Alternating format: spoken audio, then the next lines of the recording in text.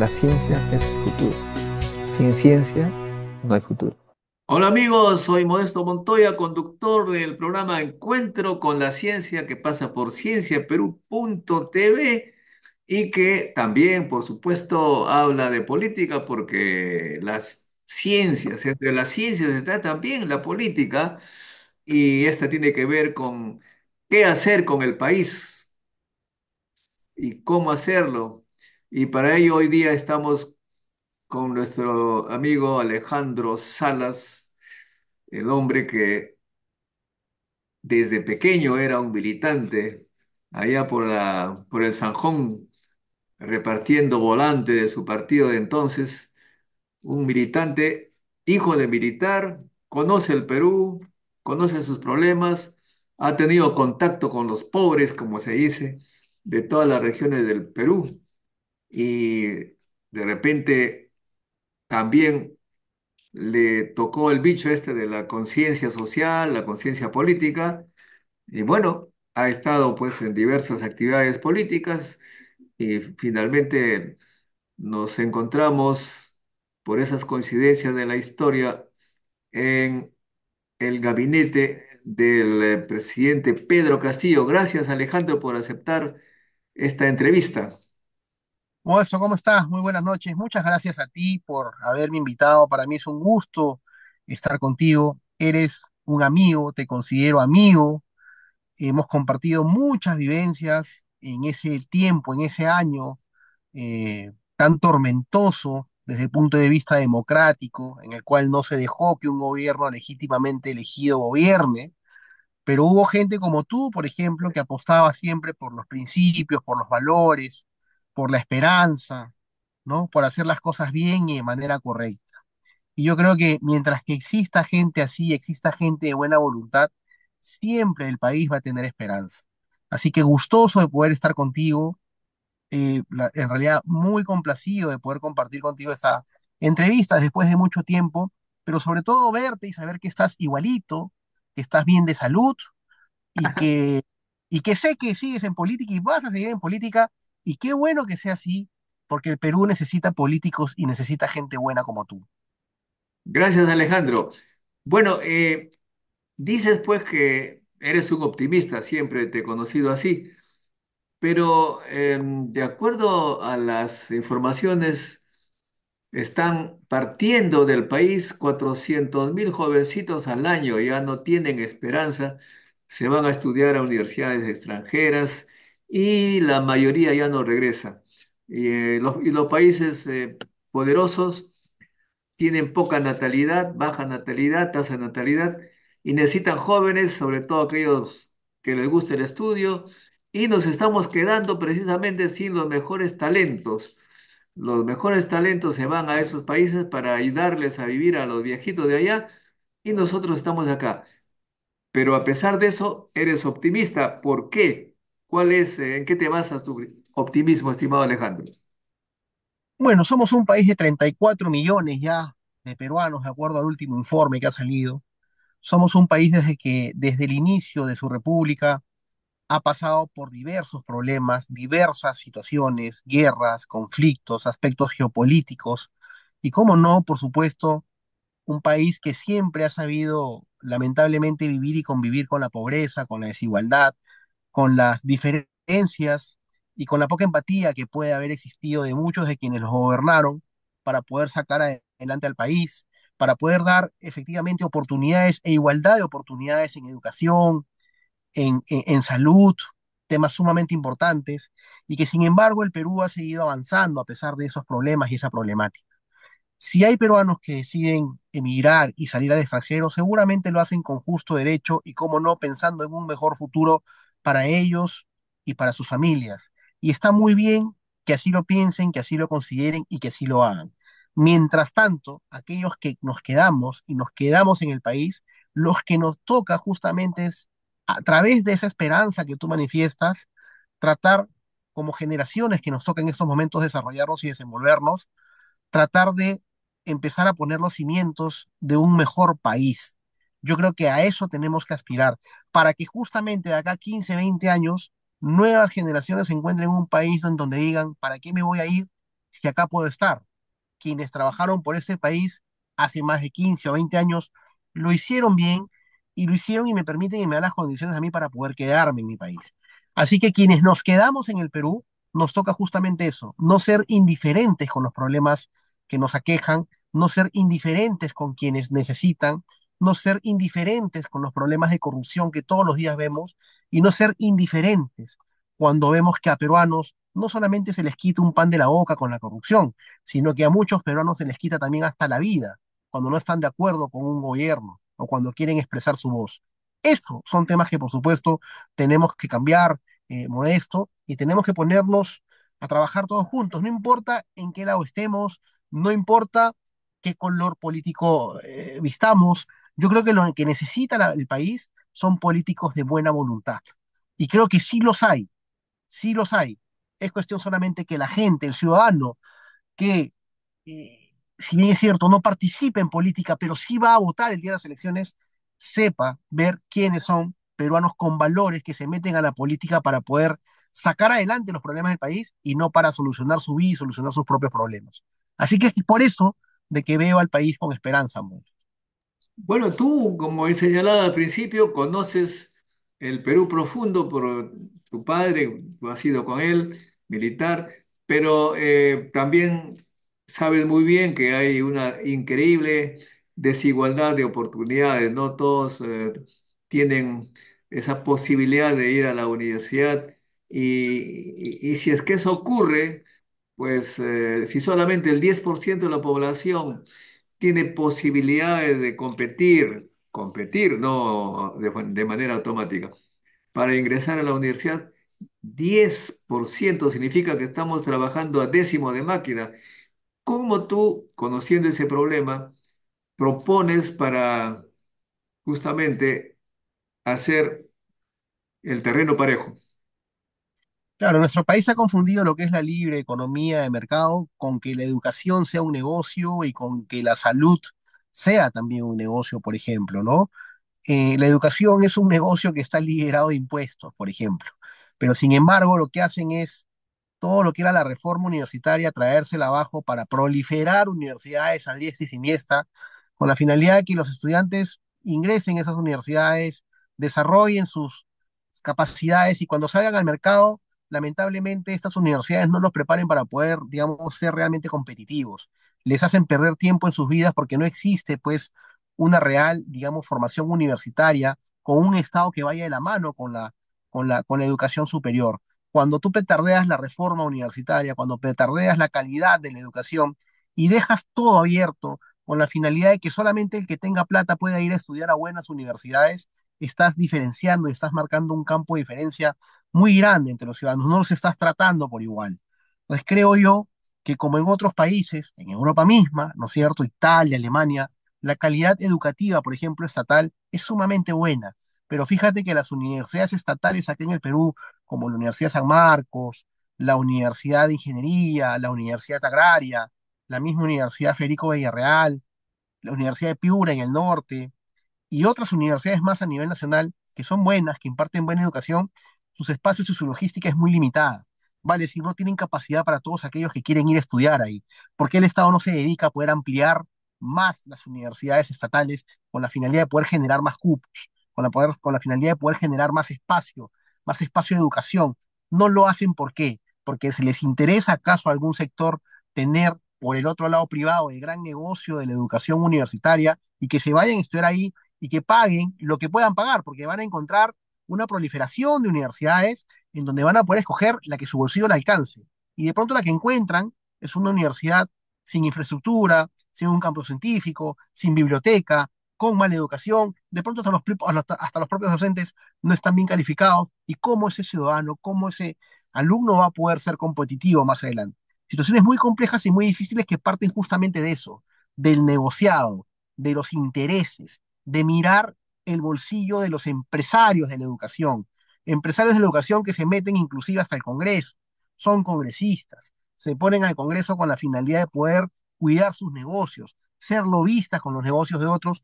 Entonces al peruano que quiere tener buena educación, le dices, si tienes mucha inteligencia, ¿no? Vas a poder recién, y tienes mucha preparación o años de preparación, vas a poder postular a una universidad nacional con una carrera, digamos, que tenga harta demanda, pero de 10 de pronto entra uno, de 20 de pronto entra uno, de 50 de pronto entra uno. ¿Por qué? Porque el Estado no se preocupa en querer generar más. Y eso, por supuesto, es lamentable y es penoso. Se puede cambiar, sí, pero mientras que existan esos intereses para que siga el status quo, porque hay negocio atrás de esto y hay corrupción atrás de esto, vamos a seguir teniendo lo mismo, Modesto.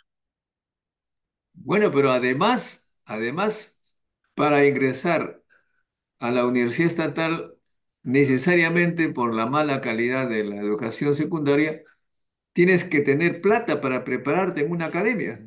Tal cual. Tal cual, por supuesto, porque los colegios nacionales, muchos de ellos, sus profesores, cuando tienen que pasar alguna evaluación o calificación, existe un campo de oposición para este tipo de evaluaciones y cuando se dan, muchos de ellos salen desaprobados. Entonces, la base, ¿no es cierto?, de nuestra educación primaria y secundaria también es una educación, pues, por supuesto, digamos, muy limitada. Yo he tenido la oportunidad, y te lo comenté en algún momento, de que mi padre decidió que yo mis 2 primeros años de primaria los estudie en un colegio nacional, en la selva, en uno de los distritos, o perdón, en uno de los departamentos y las regiones más pobres del país, como es Madre de Dios, por ejemplo, ¿no? Y digo más pobres, porque si bien es cierto, hay minería ilegal, hay harta delincuencia, hay harta trata de personas, mueven mucho dinero negro y delictivo, la ciudad, porque la volví a recorrer siendo ministro de Estado, parece que el tiempo la hubiese detenido. Tú la miras igual, no ha prosperado, miras pobres también por las calles, y por supuesto que ese es un campo de desigualdad que de una u otra manera cala mucho cuando uno lo ve y uno lo siente, ¿no? Entonces, sí, claro, eh, eh, la educación, digamos, en los colegios nacionales deja, por supuesto, mucho que desear, ¿no? Ya estamos viendo desde ya, o sea, que para que un alumno esté bien educado, tiene que estar alimentado para no dormirse, para no tener anemia, para estar atento a las clases. Y ya vemos todo lo que están haciendo en Caniwarma, los negociados de los productos vencidos, alimentos con gusanos. Lo único que importa es darle el dinero al proveedor que puso eso para después repartirse el dinero como les da la gana. No hay un verdadero interés por lo que realmente debe importar, que es el ciudadano, es la persona, es el niño, la niña, ¿no? Vivimos en un país de intereses nefastos y intereses negros, en donde lo único que buscan es sacar su propia ventaja. Y lamentablemente ese sistema ojalá algún día pueda romperse. Con una clase política que realmente le interese el Perú, le interese el país, yo creo que podemos empezar, por supuesto, atendiendo el sistema de salud y el sistema, cómo no, de educación y después empezar, por supuesto, a calar en el campo laboral de todos los peruanos. Pero es momento de ponernos a hacer algo. Todos los días lo único que vemos, Modesto, es como cada congresista, cada ministro, la propia presidenta, lo único que rinden cuentas al país es de sus problemas. No vemos una exposición de una visión de país, no vemos una exposición de proyectos de desarrollo para el país, digamos, de manera concertada, mirando al país hacia el 2050, mirando al país con optimismo hacia el 2060. Nada, ningún político nos dice eso. Lo único que vemos, lamentablemente, es las respuestas a los problemas que en el día a día se meten en un país violento, en un país con sangre, en un país donde uno ya no sabe si salir a la calle porque cuando pasa una moto no sabes si es un delivery o te van a asaltar y te van a robar y robándote te van a meter un balazo. No sabes todos los días cuando sales de tu casa si vas a poder regresar vivo. Vivimos en un país así, en un país con miedo, ¿no? Y lamentablemente eso es lo que nos están dando quienes hoy nos gobiernan, ¿no? Cuyo único interés no es el país, no es el ciudadano, sino solamente son sus bolsillos, ¿no? Ahora, la población ya no cree en nada, según hay encuestas, no creen en los políticos, prometen y siempre engañan uno por uno. ¿Y qué hacer? ¿Meterse en política es un gran riesgo o termina uno chamuscado? Es un gran riesgo, pero creo yo que es una obligación de todos los peruanos no desentenderse de la política. Uno puede participar en política desde postulando hasta levantándose el día de las elecciones para ir a votar, teniendo la responsabilidad de haber examinado y evaluado bien a cada uno de los candidatos para que sea un voto realmente a conciencia y un voto responsable. No te puedes desentender de la política porque cuando uno se desentiende de la política, termina pues siendo gobernado por gente que de una u otra manera no vas a poder obtener respuestas de ellos, ¿no? Porque lo único que vas a ver es justamente, van a ser, como el día de hoy lo vemos, con este Congreso y con este gobierno de Dina Boluarte, un país o un gobierno que no le da respuestas al país. Entonces no podemos desentendernos de la política, tenemos siempre que estar atentos a la política. Hay quienes, por supuesto, nos interesamos por la política, hablamos de política, estamos en política y queremos, por supuesto, cómo no, estar en la contienda política. Hay peruanos y ciudadanos que dicen, no, eso no es lo mío, a mí déjame en lo mío, pero no te desentiendas de la política. O sea, mira quiénes de una u otra manera están adentro de la contienda política y aspiran a algún cargo y evalúa. Y evalúa con conciencia para poder tener a gente, como te digo, lo más importante, gente con valores. Vivimos en un mundo y en un país, fundamentalmente en un país, donde los políticos han perdido los valores. No hay valores. Y si no hay valores, lo único que van a querer hacer es satisfacer sus propios intereses. No, no te escucho, Modesto. Tu audio. Volvamos al tema de la igualdad de oportunidades. Con entrevistados anteriores, un poco que se iba a la conclusión que debería haber un examen único nacional para autorizar, dar la calificación al alumno de secundaria y decirle, tú tienes derecho a ser universitario porque has mostrado capacidad de aprender.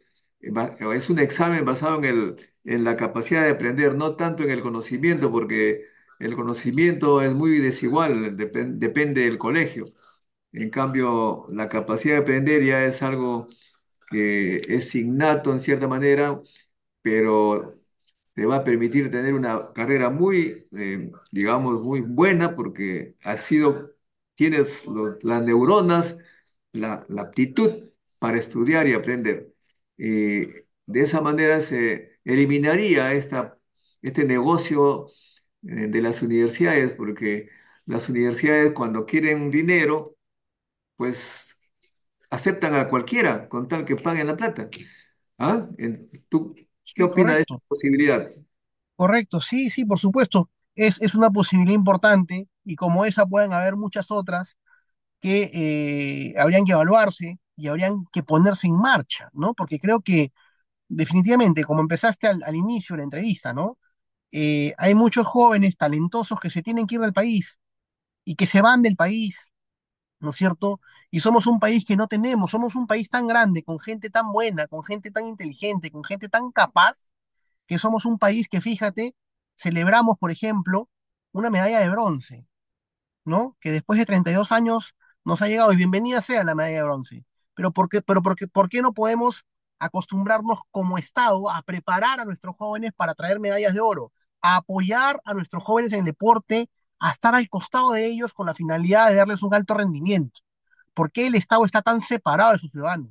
Y estos deportistas que muchas veces van a los Juegos Olímpicos, muchas veces se preparan hasta solos. Únicamente el Estado se acerca para darle los pasajes cuando vieron que pueden competir en el extranjero, que pueden competir en una Olimpiada, pero no les hacen nunca un acompañamiento desde niños, desde adolescentes, desde jóvenes, con la finalidad de poder impulsarlos. Igual, así como hay en el deporte, hay gente muy talentosa desde el punto de vista intelectual también, que de una u otra manera el Estado no se le acerca, el Estado no ayuda y dejas que esa inteligencia y esa capacidad del ser humano se tenga que diluir. Tenemos que ser un país que no puede ser conformista. Tenemos que acostumbrarnos a ser un país que forme ganadores en todo campo, en todo aspecto, ¿no? No celebrar como una utopía, ¿no? Y de manera exagerada un tercer lugar. Está bien el tercer lugar, pero hay que aspirar a llegar al primer lugar y para aspirar a eso se necesita que el Estado no se desprenda de nuestra juventud, no se desprenda de nuestros niños. Pero eso hoy en día, Pero eso tiene que ver eso tiene que ver con la alimentación de todos los peruanos, salud, por eh, eso, por no, eso, no pero solamente si aquellos que a los, exact- ¿no? exactamente, si el Estado está lejos, ¿cuántos niños talentosos pueden haber en, a ver, en Cajamarca? ¿Cuántos niños talentosos pueden haber en Omacha? ¿Cuántos niños talentosos pueden haber en Calca? Las localidades que te acabo de señalar son las localidades más pobres del Perú. son las más pobres, donde el Estado no llega, llega poco, y cuando llega, llega con corrupción, y son los lugares de mayor pobreza en el país. O sea, ¿cuántos talentos pueden haber ahí que se diluyen porque el Estado no llega y se enferman? La capacidad que tienen no se puede desarrollar. De pronto, en esas zonas de altura en el país pueden haber maravillosos maratonistas con resistencia para poder, como ya lo hemos tenido, y que simplemente el Estado no los ve. Somos un país que no tiene fronteras vivas. Nuestros niños en nuestras fronteras tienen que ir a estudiar a los colegios del extranjero. En Madre de Dios ves a niños peruanos estudiando en colegios de Brasil y hablando portugués, pero nacieron en Perú y tienen DNI peruano. Nos ofenden en Colombia y ofenden a un alcalde diciéndole que el distrito en donde está es un distrito mal creado porque ese es territorio colombiano, ¿no es cierto? Claro, el Perú protesta, ¿no? No, o sea, no se trata de protestar, se trata de estar presente, de no estar ausente como Estado, ¿no? Se trata de decir, caramba, ¿qué error estamos cometiendo acá? Bueno, hay que poner dos colegios, hay que poner un hospital, y en cada uno de esos hay que izar bien alto la bandera nacional. No se trata solamente de tener una oficina que diga alcaldía de Santa Rosa, ¿no? Límite con Colombia, no, no se trata de eso. Se trata de hacer presencia con los ciudadanos, se trata de hacer presencia con la gente, que el Estado llegue a la gente. Y eso es algo que cuando nosotros, Modesto, lo hablábamos en el anterior gobierno y nos movilizábamos en el anterior gobierno, llevando los consejos a cada una de las regiones del país, desde la más moderna región hasta la mala, la región más pobre, claro, nos cuestionaban. Nos cuestionaban, ¿sabes por qué? Porque éramos políticos que éramos bien recibidos, no nos rechazaban, no nos votaban, no nos insultaban, ¿no es cierto? Entonces, claro, hubieron algunas excepciones como en Tacna, en el Paseo de la Bandera, que hubo un atentado con el presidente y le arrojaron algunos objetos desde algunos edificios, ¿no? Algunos irracionales, algunos ignorantes en política que creen que la violencia en la política es el único camino, pero tratábamos de llegar a todos lados porque el Estado tiene que estar presente, el ciudadano tiene que saber que sus autoridades están presentes. Hoy en día saca un político, no pueden ir ni a tomarse una gaseosa a un bar, porque los votan. Yo me camino tranquilo las calles de Lima, yo me siento en cualquier café de Lima, la gente me saluda. Y al que no le caigo me mirará. Pero como siempre me expresé con respeto y expresé mis ideas con respeto, la gente me respeta. Conmigo no se meten. Y estoy seguro que contigo tampoco, y contigo también hay cariño y hay aprecio, porque uno siempre quiso dar lo mejor. Pero la clase política que vemos hoy no puede salir de la esquina. O sea, tienen una vida sin vida, ¿no? Y eso es lo peor que le puede pasar a un político. Entonces, creo, Modesto, que sí, que el Estado está lejos, que el Estado debe acercarse más al ciudadano y por supuesto, sí, cómo no, tratar dentro de lo que es la clase política, buscar y bajar los decibeles ya de tanta discusión, pero es complejo cuando vemos que existe un sector político que lo único que le interesa es ser un sector político mafioso y levantarse al país en peso, ¿no? Ahora, efectivamente, hay una diferencia, pues, de trato de la población, pero hablando de deporte, que tú has mencionado, eh, es un extraordinario triunfo la medalla de bronce del joven Pesqueira, ¿no? Deporte de vela. Después de 32 años se ha tenido ello. Obviamente, un gran triunfo, pero el Estado ha fallado mucho en esto porque te voy a mostrar, voy a ver si encuentro aquí, dónde está. Te voy a mostrar lo que se llama el medallero. El Ujú. medallero, el Claro, medallero, ¿ah? claro, el ranking de las medallas obtenidas. Mira, Exactamente. Modesto, mientras que lo buscas, yo te digo, sin duda que es un gran mérito el tercer lugar. Es un mérito muy grande el tercer lugar. Acá, Pero el Estado se cuelga hoy en día, ¿no? Dina Boluarte se cuelga, cuando estoy seguro que el Estado no ha estado en absoluto presente en la preparación de este deportista. Este deportista seguramente se ha logrado solo, ¿no? Y pero claro, mira, acá tienes tú el medallero de Juegos Olímpicos París 2024.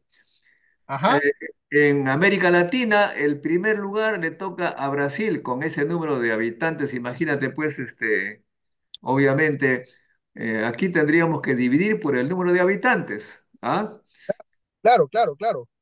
Así como hay PBI per cápita, aquí sería en las medallas per cápita. Bueno, ¿y qué se tiene? Brasil tiene 20 dividido por, no sé, creo que es 100 millones o algo así.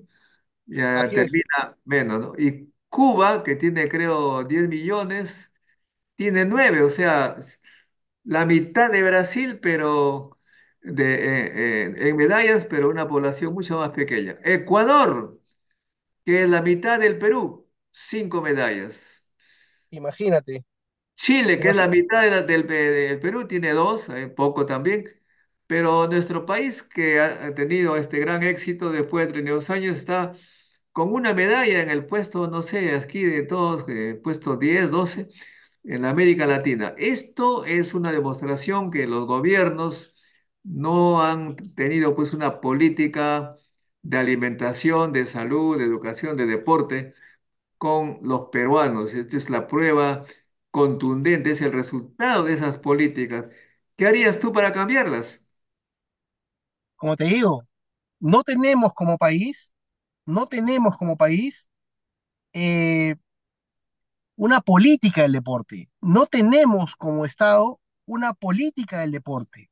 Y eso, por supuesto, hace que nuestros deportistas tengan que prepararse prácticamente solos, solos. O sea, es lamentable lo que podemos ver en el sentido que salen deportistas a pedir ayuda a auspiciadores, ayuda al sector privado, a hacer sus propias colectas para poder viajar, para poder lograr su hospedaje, ¿no? Un instituto peruano de deporte y un deporte minimizado. En otros países, eh, en otros países el campo del deporte, por ejemplo, en Brasil hay el Ministerio del Deporte, ¿no? O sea, hay ministerios que se encargan del tema del deporte. Sin embargo, acá en Perú lo que vemos es que de una u otra forma eh, está el IPD, pertenece al Ministerio de Educación, pero ¿qué Hola, política de... hola. Hola, hola, ¿me escuchas? Hola, hola, ¿me No te escuchas? escucho, no te escucho. Acá estoy, hola, hola, hola, hola, ¿me escuchas? Hola, hola, ¿me Se te fue escuchas? el audio. ¿Ah? No te creo, a ver, espérame, espérame, Modesto. No, pero ¿ahora me escuchas? ¿Me escuchas, Modesto? Ya, ¿ahora qué? Ahora sí. Ahora sí me escuchas. Ya, entonces, como te decía, este, no tenemos una política del deporte, no tenemos una planificación en el deporte. Tú me debes seguramente corregir, y me lo contaba mi padre. Yo soy del año 1977, yo nací en el año 77. Pero mi padre me decía que, por ejemplo, en la década de los 70 se puso como política del deporte, por ejemplo, los grandes campeonatos de las grandes unidades escolares. Ah, me acuerdo, había campeonato, pues todo el Perú se así se movía. ¿Ah? Exactamente. Y de esos Chimbote jugaba con los huancaínos, con los cusqueños. campeonatos ya ¿Cómo no es que existe. se perdió esa? No entiendo, Ya no entiendo. lo que me dice mi padre es, de esos campeonatos salió Roberto Chale, Teófilo Cubillas, Héctor Chumpitaz, porque habían cazatalentos del Estado que los identificaban para luego direccionarlos a donde tengan que direccionarlos, pero se buscaban esos talentos. Hoy, cada club deportivo trata de hacer lo suyo con sus semilleros, pero hay muchísimo talento por descubrir que no se puede descubrir. ¿Por qué? Porque la política del deporte en nuestro país no lo permite, no está. Imagínate esos grandes campeonatos interescolares nacionales, no solamente en fútbol, en vóley, en atletismo, ¿no? Donde el Estado invierta, ponga presupuesto y sacar a los mejores. Y a esos mejores llevarlos a un nutricionista, ver su hogar, si es un hogar digamos, oportuno, con un asistente social que te permita ver de pronto si ese gran deportista, ese gran talento de pronto vive en un ambiente de violencia, ayudarlo, de una u otra manera tratar de sacar lo mejor de él como ser humano para que sea mejor deportista. Eso no tenemos. Nuestros deportistas avanzan solos, ¿por qué? Como te vuelvo a repetir, porque no tenemos una política nacional del deporte. Eso no existe en el Perú.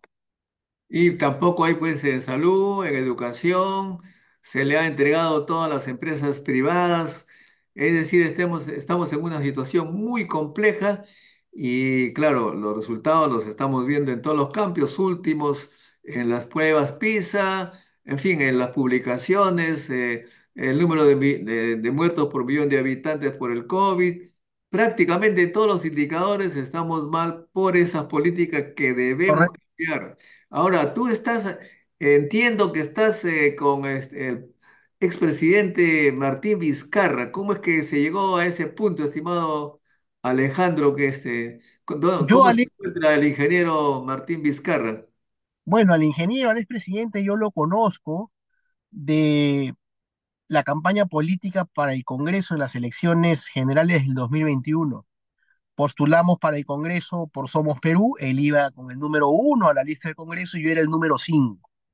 Participamos en la campaña, elaboramos ambos un plan de gobierno con una visión del país, conversamos mucho sobre el país, caminamos la campaña y cuando se da el tema del cargamontón que a él le hacen después de haberlo vacado, lo señalan de manera injusta de haberse vacunado cuando la vacuna, y tú eres científico, aún no estaba aprobada por la OMS, no existía vacuna, es lo que se inocula, es un placebo, ¿no?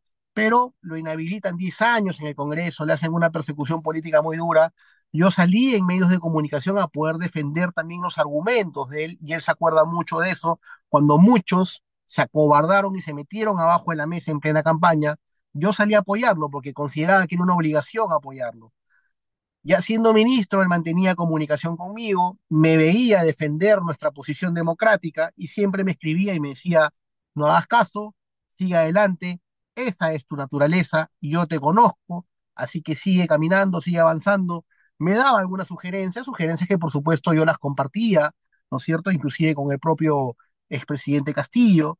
Y bueno, llegado este tiempo que ya se cerraban los plazos al 12 de julio de este año para poder presentarse en alguna lista si es que uno quería poder participar en política nuevamente, yo recibo el llamado de él, converso con él y me dice, Alejandro, quiero invitarte a que participes en el partido, eres un amigo, conozco tu trabajo, conozco tu profesionalismo, conozco tus valores y aparte de eso quiero que seas vocero de mi persona y que seas vocero de la organización política. Así que lo Bueno, recibí con... pero ahora veo que el congresista Edro Málaga Trío lo acusa de un asunto constitucional que si funciona ya no podría postular el presidente, el Mira, expresidente. el expresidente tiene dos inhabilitaciones que se van a levantar porque son un mamarracho.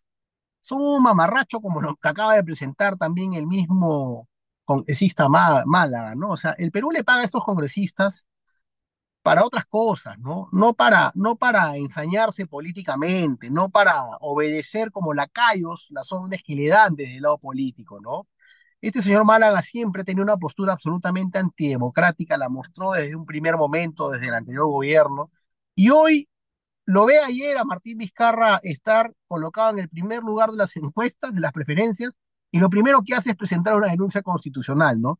Eso, Modesto, nos sirve a nosotros, porque eso ya es una clara amenaza, es una torpeza que nos sirve a nosotros para poder demostrar ante quienes realmente queremos demostrar, que es la Corte Interamericana de Derechos Humanos, la persecución política que existe. Así que al señor Málaga lo único que queda es agradecerle porque nos ha dado un insumo y ese insumo va a ser muy bien utilizado. Así que nos ha hecho un favor finalmente este señor que seguramente no tiene nada que hacer en el Congreso, pero cobra un buen sueldo y lo único que hace es tratar de hacer caso a lo que le dicen sus jefes desde el punto del lado político para intentar sacar adversarios, pero como te digo, nos ha hecho un favor. Ok, muy bien. Finalmente, entonces, analizando las probabilidades, el ingeniero Martín Vizcarra sería el candidato natural, pero si ocurriera lo contrario, ¿tú estás listo para tomar la posta, Alejandro?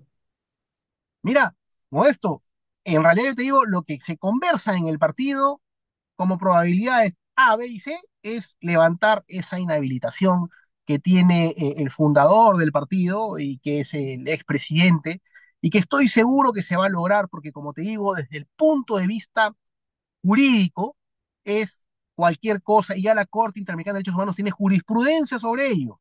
La Corte ha dicho, ningún político puede ser inhabilitado si no existe una sentencia. lo hizo en el caso Petro, en Colombia. Por lo tanto, va a utilizar el mismo argumento. Es cuestión solamente que el tema lo vea la Corte y esto se va a levantar. Así que yo espero, por supuesto, y aspiro a verlo candidatear al presidente Vizcarra y que gane el proceso electoral. Lo tengo claro. Si tú me preguntas si yo estoy preparado para tomar alguna posta, no, porque yo aspiro a que él sea el candidato. Y es lo que yo quiero, ¿no es Muy cierto? bien, ahora, tú has estado con la ahora presidenta Dina Boluarte bastante tiempo en el gabinete. ¿Te ha sorprendido todo lo que ha hecho, todo lo que ha pasado, o ya lo veías más o menos en esa línea desde el principio? No, yo creo que ella se ha mostrado con mucha hipocresía. Yo la he desconocido. Yo he conocido a otra Dina Boluarte. A la que está ahorita, a la prepotente, a la que se le escucha hablar, a la que no le importó la vida de los peruanos en las protestas. No, yo no la conozco. Yo no conocí a esa Dina Boluarte. ¿No? Ella me mostró su verdadero rostro cuando en una reunión de Consejo de Ministros yo le pedí que renuncie a la vicepresidencia para acabarnos con todo el tema de la vacancia. Y se paró y se fue y no lo quise hacer, no lo quiso hacer. Ahí conocí yo su verdadero rostro, ¿no? Así que no me llama, o sea, me llama la atención, es otra persona a la que estoy viendo ahora, no es la que yo conocí. Sin embargo, ya al haberse mostrado, lo único que queda, por supuesto, es darle frente, ¿no?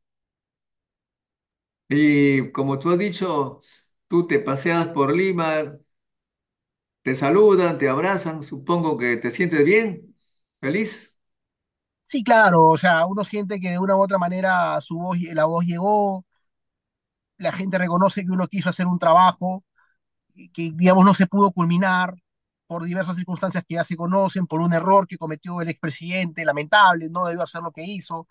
Sin embargo, la gente reconoce el esfuerzo, reconoce la decencia, Modesto. Yo he salido como entré, como debe de ser, ¿no es cierto? Y creo que con la frente siempre en alto, mirando los ojos a mis hijas, ¿no? Muy bien, Alejandro, te dejo ir. Creo que Gracias. tienes una entrevista dentro de poco. Seguiremos en contacto para que nos vayas analizando la política. Tú eres un gran analista y un gran, ¿cómo diríamos? Discursiador, entre comillas. ¿Quién te entrenó para ese floro, estimado Alejandro? A ver. No, no, es natural, es natural, Modesto, es natural.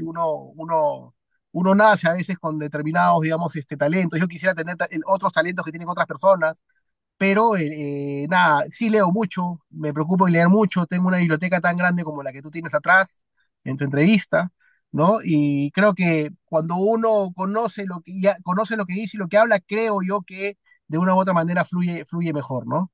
Conociendo la psicología, creo que desde en la escuela eras terrible hablando. ¿Ah? Hablaba mucho, siempre he hablado mucho. Ok, ahora sí, chao, chao, Alejandro, nos vemos hasta el próximo encuentro. Chao, hermano, cuídate, que te vaya Hasta bien, el que Dios te próximo encuentro con la ciencia, amigos. Chao, chao. La ciencia es el futuro. Sin ciencia no hay futuro.